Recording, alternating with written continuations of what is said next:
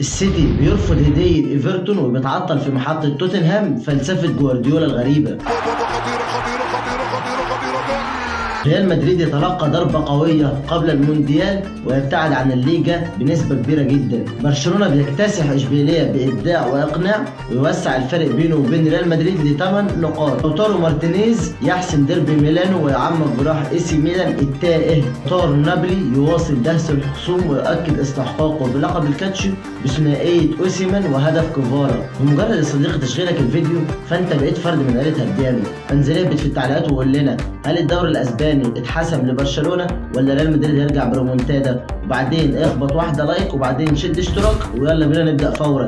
السيتي وتوتنهام، معركة تحسم لتوتنهام بهدف هاري كين. حضر توتنهام للمباراة بشكل جيد جدا ولعب المباراة بشكل جيد جدا، واستطاع هاري كين بتسجيله هدف ليصبح الهداف التاريخي لتوتنهام ب 267 هدف ويصبح ثالث هدافين الدوري الانجليزي. اما بقى الناحية الثانية جوارديولا وفلسفته الزايدة، بدأ جوارديولا بتشكيلته وهو كان الابرز فيها غياب دي بروين وجلوسه على الدكة.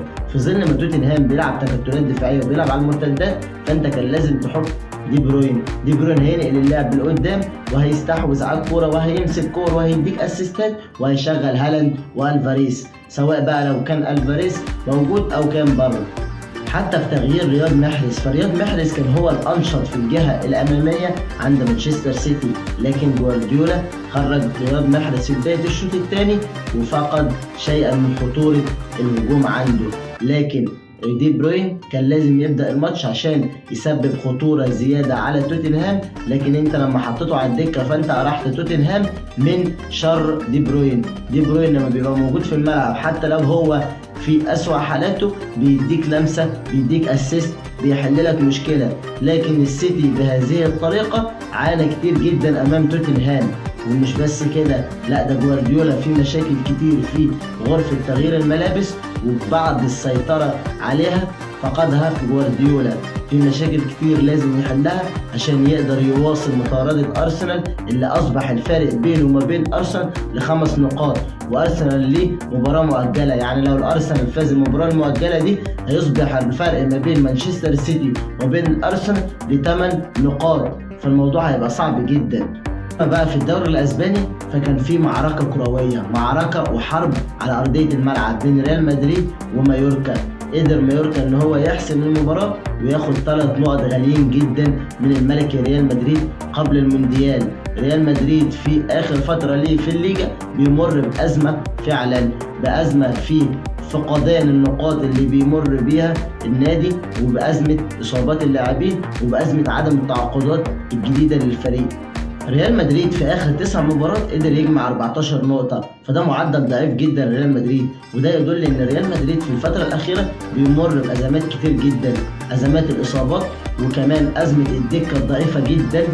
النادي بحجم ريال مدريد بينافس على كل البطولات لازم تبقى عنده دكة قوية جدا، فكان على بيريز وكان ان هو يجيب صفقات عشان يقدر انشيلوتي ان هو يدور اللعيبه ويقدر يحط لعيب مكان لعيب متصاب ويعوض غيابه.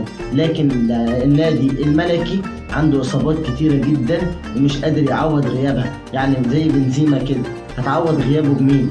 هتعوض غيابه برودريجو، في بعض الاحيان بيبقى خيار صائب وبعض الاحيان بيبقى خيار مش موفق، فعليك ان انت تتعاقد مع تعاقدات جديده في الانتقالات القادمه عشان يقدر ريال مدريد يستعيد توازنه مره اخرى. الامور اتصعبت جدا على ريال مدريد واصبح الفارق ما بين ريال مدريد وبرشلونه ل8 نقط، فالمهمه اصبحت صعبه ولكن مش مستحيله. لسه برضو مازال الدوري في الملعب ولسه في مباراه كلاسيكو بين برشلونه وريال مدريد في الدوري، فلو استطاع ريال مدريد ان هو يفوز على برشلونه هيبقى الفرق 5 نقط.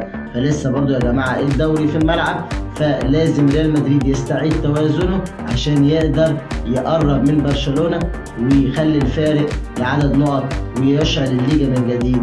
لكن ريال مدريد بالاداء ده وبالاصابات الكتير وبالاحتياج للاعبين فهو يمر بازمه حقيقيه. فينيسيوس بيتعرض لكميه عنصريه كتير جدا وهو كمان مش بيقدر يركز في الماتش.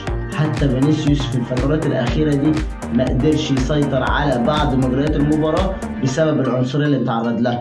اللاعب على قد ما بيقدر بيركز في الملعب، لكن في ظل اللي اتعرض ليه فينيسيوس، لكن هو بسرعته ومهاراته قدر ان هو يحصل على ركله الجزاء، واسينسيو اضاعها برعونه.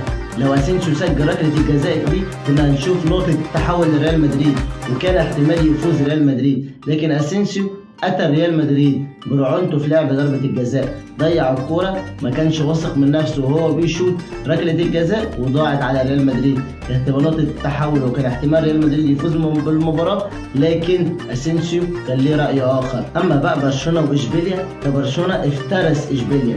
برشلونه مع تشافي بيقدم افضل فتراته في الموسم ده، وخصوصا من بعد عوده كاس العالم. تشافي ماشي بخطى ثابته جدا، ووسع الفارق بينه وبين ريال مدريد ل8 نقط رغم غياب ديمبلي، رغم اصابه بوسكيتس في بدايه الدقائق. لكن كيسي ورافينيا قدموا ماتش كويس جدا. رافينيا ابتدى ترجع له الثقه، وابتدى يبدع ويقنع ويبدع، وقدر يسجل هدف وقدر يعمل اسيست. وبرشلونه قدر ان هو ياخد 3 نقط غاليين جدا، يوسع الفارق بينه وبين ريال مدريد ل8 نقط، يؤكد صدارته بجداره واستحقاق.